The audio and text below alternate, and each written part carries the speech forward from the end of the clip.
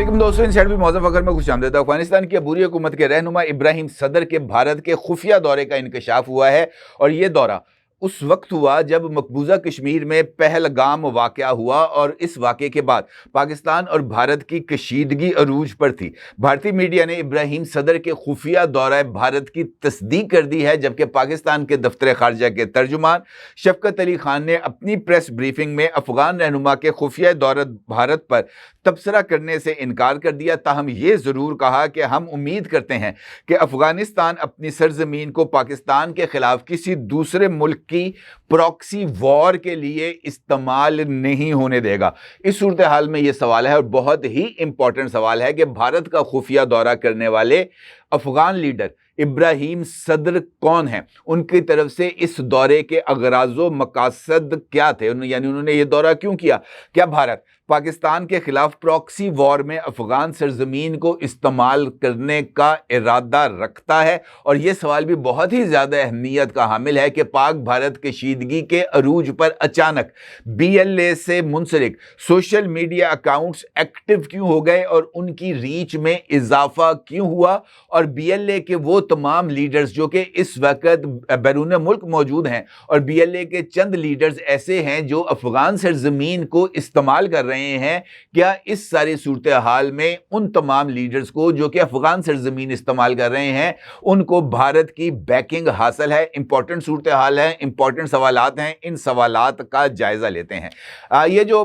खबर आई सामने कि इब्राहिम सदर ने भारत का दौरा किया, इनफैक्ट इस खबर को BBC पश्तो ने अपनी एक रिपोर्ट में इसका इंकशाफ किया और उन्होंने इस बात का इंकशाफ किया कि पहलगाम वाक़े के बाद जब पाक भारत कशीदगी अरूज पर थी, एक अफगान रहनुमा ने भारत का खुफिया दौरा किया। बाद में पता चला कि वो अफगान रहनुमा जिन्होंने भारत का खुफिया दौरा किया था उनका नाम इब्राहिम सदर है और ये अफगानिस्तान की अबूरी हुकूमत के सरबरा मुल्ला हैबतुल्लाह के दस्ते रास्त भी समझे जाते हैं। तो इसका मतलब ये है कि ये दौरा ना सिर्फ बहुत ज्यादा अहमियत का हामिल था बल्कि अफगान अबूरी हुकूमत के सरबरा मुल्ला हैबतुल्लाह की आशीर्वाद से यह दौरा किया गया। अब इस सारी सूरत हाल में यह बात भी सामने आ रही है और भारतीय मीडिया इसको रिपोर्ट कर रहा है कि इस दौरे में अफगानिस्तान का जो एक अहम और स्ट्रेटेजिक सिक्योरिटी अमूर से मुतल्लिक शख्सियत है, जिसको ऐसे तमाम अमूर में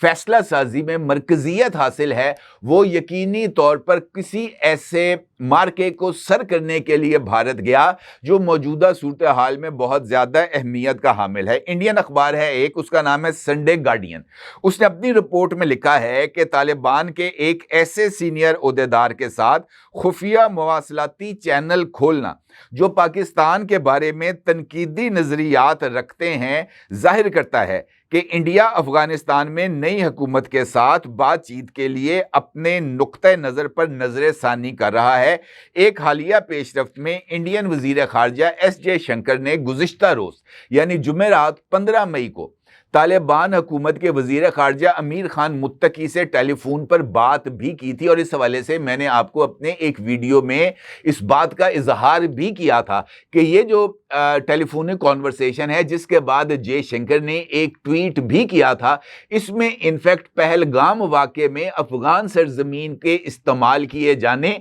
और मुबैना तौर पर अफगान तालिबान का कश्मीर में मौजूद अपने साथियों से राब्ता करके पहलगाम वाक़े की आड़ में हिंदुस्तान और पाकिस्तान की जंग कराना मकसूद था। और इस हवाले से चूंकि तमाम तर तहकीकात एक गैर मुल्की इदारे की तरफ से की गई हैं, इंटरनेशनल कम्युनिटी की आशीर्वाद के साथ की गई हैं और ये रिपोर्ट्स इंडिया और भारत को सर्कुलेट भी कर दी गई थी, इस तनाजुर में ये मुलाकात को अगर देखा जाए तो हम बहुत सारे डॉट्स को कनेक्ट करने में कामयाब हो सकते हैं। क्योंकि अगर ये दौरा हुआ,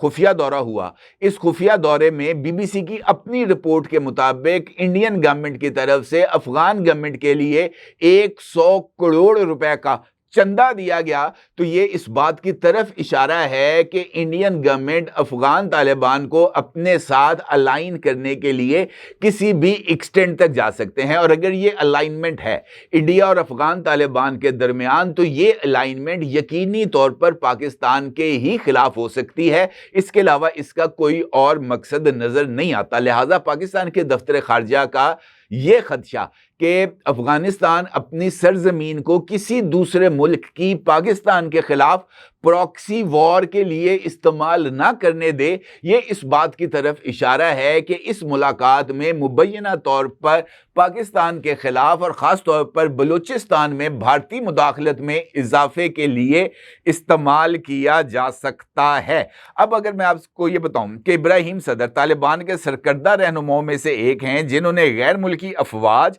और साबिक अफगान हुकूमत के खिलाफ बरसों की जंग के दौरान हेलमंद कौंसिल की क़यादत की थी, तो यह कहना भी कुछ ज्यादा गलत नहीं होगा। इब्राहिम सदर का नाम उन अफगान तालिबान लीडर्स में शामिल है जिनको दहशतगर्द करार दिया गया था। मिडल ईस्ट इंस्टीट्यूट के मुताबिक इब्राहिम सदर एक सख्त गिर फौजी कमांडर हैं, जिन्होंने मई 2021 में जनूबी हलमंद सूबे में तालिबान की जानिब से लड़ाई की क़यादत की। सन 90 की दहाई में वो तालिबान दौर में नायब वजीर दिफा रहे और इतलात के मुताबिक इब्राहिम सदर की पैदाइश सन 1960 की दहाई में हुई थी। मिडल ईस्ट इंस्टीट्यूट के मुताबिक उनकी तालिबान के साबिक रहबरे आला मुल्ला अख्तर मंसूर के साथ भी वाबस्तगी थी और ये बात तालिबान में उनकी अहमियत और असर रसूख का पता देती है। इब्राहिम सदर के बारे में ये भी मशहूर है कि वो उन तालिबान फौजी रहनुमाओं में से हैं जिनके ईरान के पासदाराने इनकलाब की कुद्स फोर्स से करीबी रवाबत हैं। BBC मॉनिटरिंग के मुताबिक अक्टूबर 2018 में अमरीकी महकमा खजाना के दफ्तर बराए गैर मुल्की एसेट कंट्रोल ने इब्राहिम सदर को खुदकुश हमलों और दीगर खतरनाक सरगर्मियों में मुलव्वस होने के इल्ज़ाम ने एक फहरिस्त में डाला था और इन पर ईरान की मदद से ये काम करने का इल्ज़ाम भी आयद किया गया था। अमेरिका की तरफ से जारी किए जाने वाले बयान में कहा गया था कि सन 2018 में ईरानी हुकाम ने इब्राहिम को माली मदद और इनफरादी ट्रेनिंग दी ताकि इसकी ईरान से वाबस्तगी साबित ना हो सके, जबकि ईरानी ट्रेनर्स तालिबान में टेक्टिकल और जंगी सलाहियतों को बढ़ाने की कोशिश करना चाहते थे।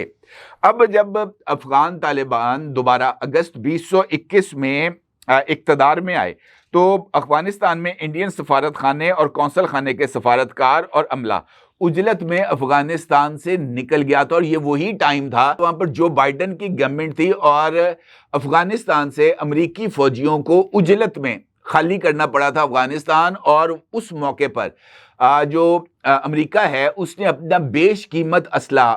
अफगानिस्तान में ही छोड़ दिया था। अब एक रिपोर्ट जब पहलगाम वाकया था उस वक्त भी सामने आई थी और उस रिपोर्ट में इस बात का इंकशाफ किया गया था कि पहलगाम वाकये में जो असला इस्तेमाल किया गया था ये वही असला था जो अमरीकी फौजी अफगानिस्तान में छोड़ कर गए थे, यानी उस अमरीकी साख्ता असले को पहलगाम वाकये में बेगुनाह टूरिस्ट को निशाना बनाने में इस्तेमाल किया गया था। और ये एक ऐसा लिंक था जिसको उस इंडिपेंडेंट इंक्वायरी के अंदर ना सिर्फ इस्टेब्लिश किया गया था बल्कि इस बात का जिक्र भी किया गया था कि इस सारे अमल के ताने बाने जाकर पाकिस्तान में नहीं बल्कि अफगानिस्तान में मिलते हैं। और यही वजह है कि इंटरनेशनल कम्युनिटी में पहलगाम वाकये को लेकर भारतीय मौक़िफ़ को ना सिर्फ रद्द किया गया बल्कि पाकिस्तान पर भारतीय हमले को एक नंगी जारहियत से ताबीर करते हुए पहलगाम वाकये को एक फॉल्स फ्लैग ऑपरेशन का नाम भी दिया गया। अब पहलगाम वाकये के बाद इब्राहिम सदर का दौरा एक ऐसे रहनुमा का दौरा जो कि पाकिस्तान मुखालिफ नजरियात रखता है और वो ईरान नवाज भी है, इस सारी सूरत हाल को बहुत ही ज्यादा पेचीदा करता हुआ नजर आता है। अब आपसे 4 माह पहले यानी जनवरी 2025 में तालिबान के कायम मुकाम वजीर खारजा अमीर खान मुत्तकी ने मुत्तहिदा अरब अमारात के शहर दुबई में इंडियन नायब वजीर खारजा विक्रम मिस्री से भी एक मुलाकात की थी। और ये जो इंकशाफ है इस मुलाकात का ये 2021 के बाद तालिबान हुकूमत और इंडियन हुकाम के दौरान पहला बाज़ाब्ता राब्ता तस्वुर किया जा सकता है। और इसी मुलाकात के बाद भारत ने अपने सफारती अमले को वापस अफगानिस्तान भिजवाया था। मुझे ऐसे लगता है कि जिस तरीके से इंडिया और अफगानिस्तान में ये जो अफगान तालिबान हैं इनके ताल्लुकात में इजाफा हो रहा है, ये इसी बात की तरफ इशारा है कि मुस्तकबिल में अफगान सरजमीन को पाकिस्तान के खिलाफ प्रॉक्सी वॉर में इस्तेमाल किया जाएगा, क्योंकि जैसे जैसे अफगानिस्तान में इंडियन असर रसूख बढ़ता है, इसी दौरान पाकिस्तान में दहशत गर्दी की वारदातों में इजाफा होता है और फितना अल खारिज की सरगर्मियां पैसे मिलने के बाद ना सिर्फ तेज होती हैं बल्कि पाकिस्तान में अहम जो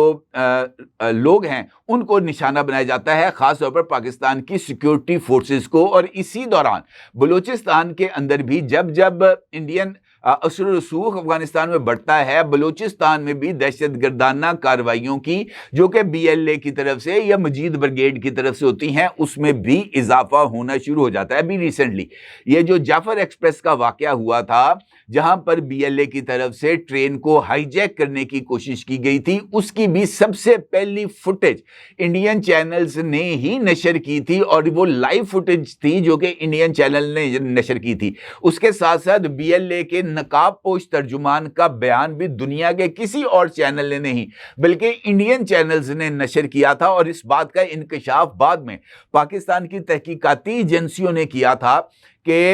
ये जो जाफर एक्सप्रेस का वाकया था, इससे पहले BLA और अफगान तालिबान की एक मीटिंग इंडियंस ऑपरेटर्स की मौजूदगी में पाकिस्तान की सरहद के करीब जो कि बलूचिस्तान अफगानिस्तान के करीब है वहां पर हुई थी। और उस मीटिंग में ये जो जाफर एक्सप्रेस का वाकया था, इसको मुकम्मल तौर पर इसकी फुल प्रूफ प्लानिंग करके इसकी एक फुल ड्रेस रिहर्सल भी की गई थी। तो ये इशारे हैं कि अफगानिस्तान के अंदर इस वक्त जो BLA के ऑपरेटर्स हैं वो ना सिर्फ इंडियन सपोर्ट के साथ सरगर्म हैं बल्कि जब से पाकिस्तान और अफगानिस्तान के दरमियान ताल्लुकात में दरार आई है, जब से पाकिस्तान अफगान तालिबान पर इस बात का दबाव डाल रहा है कि वो अपनी सरजमीन पर ये जो फितना अल खारिज से मुंसलिक लोग हैं इनको पाकिस्तान की तरफ धकेलने और पाकिस्तान में हमलों की हौसला अफजाई करने से बाज रहे, उसी असना में इनके ताल्लुकात जो हैं वो इंडियन गवर्नमेंट के साथ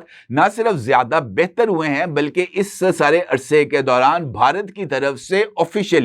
अफगानिस्तान को इमदाद भी दी गई है। जिस तरह मैंने भी आपसे गुजारिश की कि ये जो 100 करोड़ रुपए का चंदे के नाम पर अमाउंट अफगानिस्तान को दी गई है, इसी तनाजुर में बजट के अंदर भी जो कि इंडियन बजट है वहां पर अफगानिस्तान की माली मदद के लिए रकम को मुख्तस भी किया जा रहा है, जो कि इस बात की तरफ इशारा है कि पाकिस्तान के खिलाफ प्रॉक्सी वॉर में शिद्दत आ रही है। ना सिर्फ ये बल्कि जैसे ही पाकिस्तान की भारत के साथ कशीदगी होती है, पहलगाम वाकया होता है, तो उसके फौरी बाद ये जो BLA से रिलेटेड सोशल मीडिया अकाउंट्स हैं वो ना सिर्फ एक्टिव हो जाते हैं बल्कि मुख्तलिफ BLA के अकाउंट्स, जिसमें से एक का अक्स आप अपनी स्क्रीन पर देख सकते हैं, ये मीर यार बलोच का अकाउंट है, ब्लू टिक यानी वेरीफाइड अकाउंट है। और इस अकाउंट से बाज़ाब्ता तौर पर भारतीय प्राइम मिनिस्टर नरेंद्र मोदी को अपील की जाती है कि 60 लाख 6 करोड़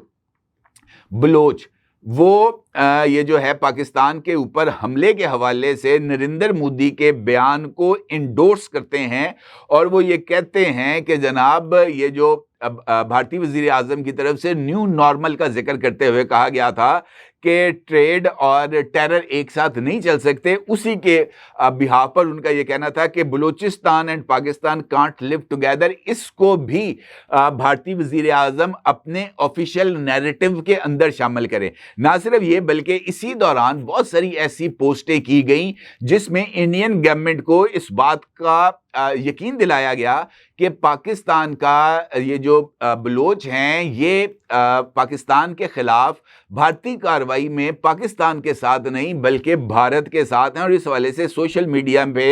इन पोस्टों को ना सिर्फ बहुत ज़्यादा रीच मिली बल्कि ये बहुत ज़्यादा वायरल भी हुए, जो कि मुस्तकबिल के हवाले से जो नई प्लानिंग मोदी गवर्नमेंट कर रही है उसकी तरफ इशारा कर रहे हैं। तो इसका मतलब ये है कि एक जानिब आने वाले दिनों में अफगान सरजमीन के मुमकिना तौर पर पाकिस्तान के खिलाफ इस्तेमाल होने के इम्कानात बढ़ गए हैं, बल्कि मोदी जो कि पाकिस्तान के खिलाफ जारियत के बाद अपने जख्म चाट रहा है वो ये जो BLA और ये जो फितना अल खारज हैं, इनको मुमकिना तौर पर पाकिस्तान के खिलाफ इस्तेमाल करने की ना सिर्फ मनसूबाबंदी कर चुके हैं, बल्कि इसके लिए एक हैवी अमाउंट को भी रिजर्व कर चुके हैं, जो कि पाकिस्तान के खिलाफ इस प्रॉक्सी वॉर में इस्तेमाल की जाएगी। और बदकिस्मती से पाकिस्तान मुखालिफ नजरियात रखने वाले इब्राहिम सदर का दौरा भारत इस हवाले से गेम चेंजर साबित हो सकता है। और मुझे ऐसे लगता है कि आने वाले टाइम में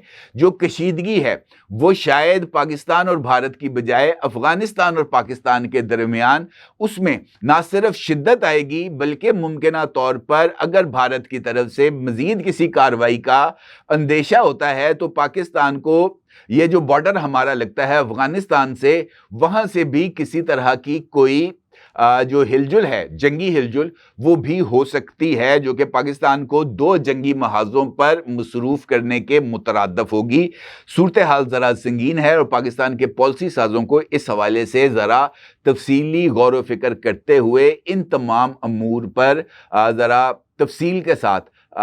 इस पर गौर व फिक्र करते हुए ये जो BLA और प्रॉक्सी वॉर के किरदार हैं, इनको एलिमिनेट करने के लिए संजीदगी से कोई लाहे अमल बनाना पड़ेगा। अपनी जगह ज़रूर इज़हार कीजिएगा। आपको बहुत शुक्रिया। अल्लाह हाफिज़।